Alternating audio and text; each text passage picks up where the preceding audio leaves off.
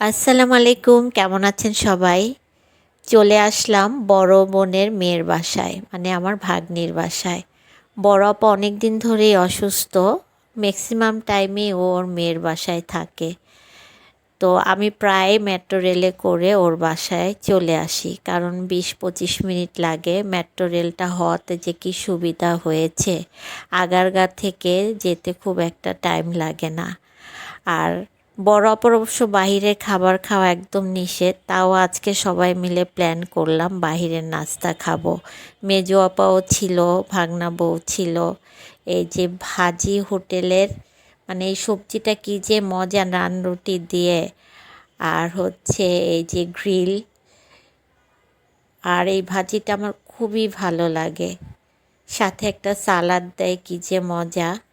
আর দুধ চা তো অবশ্যই থাকতে হবে। দুধ চা দিয়ে কে কে নান রুটি ভিজিয়ে খেয়েছেন অবশ্যই কমেন্ট করে জানাবেন।